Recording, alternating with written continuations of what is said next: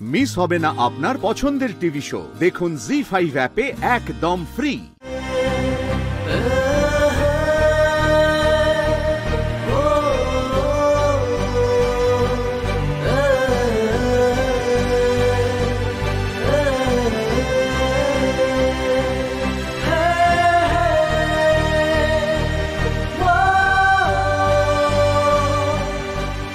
আমি একটু আসছি।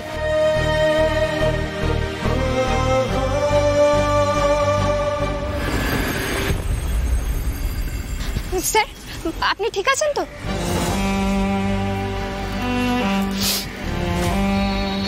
না, একদম ঠিক নেই। আমি একদম ঠিক নেই। যবে থেকে দিল্লি আসার কথা শুরু হয়েছে তবে থেকে আমি ঠিক থাকতে পারছি না। তোমার কাছে কিছু লুকোবো না বলকি, আমি এখানেই না আমার জীবনটা পুরো শেষ হয়ে গেছে বলকি। আমার স্বপ্ন, আমার বক্সিং ক্যারিয়ার সবকিছু শেষ হয়ে গেছে এই জায়গায়। এমন একটা কলঙ্ক আমার অংশ হয়ে গেছে যেটা কাটানো অসম্ভব। সব শেষ হয়ে গেছে বলকি আমার এইখানে। মিথ্যে অভিযোগ, হারানো সম্মান নিয়ে মাথা নিচু করে বাড়ি ফিরেছিলাম আমি এইখান থেকে।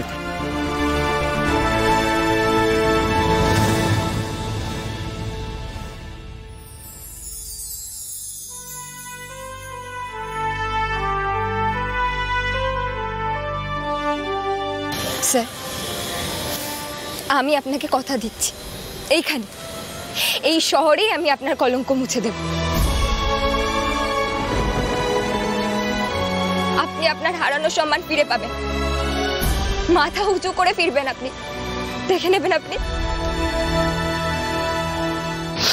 না বলকি, আমার অতীত নিয়ে তুমি কোনো রকম খোঁজ খবর করবে না। আমি চাই না সেটা। তুমি এই স্পোর্টস ভিলেজে এসেছো একটা অন্য কারণে। তোমার সামনে একটা গোটা ভবিষ্যৎ আছে ফুলকি, আমি চাই না কোনোভাবে সেটা নষ্ট হোক। হবে না স্যার, আমি আপনার ছাত্রী। আপনি আমার কোচ হিসেবে মাথা উঁচু করে দাঁড়াবেন। কিন্তু আপনি যে একটা মিথ্যে বদনাম নিয়ে এতদিন ধরে ভুগছেন সেটাও আমি প্রমাণ করে দেব। এখানকার সবাই আপনাকে সম্মানিত করবে, দেখবেন আপনি। ফুলকি, আমি মুহূর্তের জন্য ইমোশনাল হয়ে গিয়েছিলাম। ইমোশনাল হয়ে আমি কথাগুলো তোমাকে বলে ফেলেছি। কিন্তু তুমি যদি এইগুলো নিয়ে কোনো রকম খোঁজ খবর করো তাহলে কিন্তু আমি দিল্লি ছেড়ে চলে যাব। ওকে? আর বলবো না কথাটা, একবার বললাম, কথাটা কিন্তু মনে রাখবে।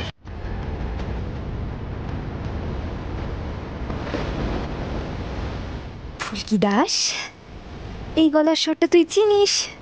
আর কিছু বলিস না এখানে। আচ্ছা ঠিক আছে স্যার, আপনি যখন বারণ করছেন আমি কোনো খোঁজ খবর নেব না। আমি মন দিয়ে প্রীতি ম্যাচের জন্য প্রস্তুতি নেব আর ট্রেনিং করব। তাহলে হবে তো স্যার? শুধু আপনি এত রেগে যাবেন না তো, আমার ভয় একেবারে বুকটা শুকিয়ে যায়। যাও গিয়ে লাইনটা দাও, এটার নাম রেজিস্টার করাও। যাও, আমাকে নিয়ে এত ভাবতে হবে না। লাইনটা কতটা এগিয়ে গেছে দেখো, যাও।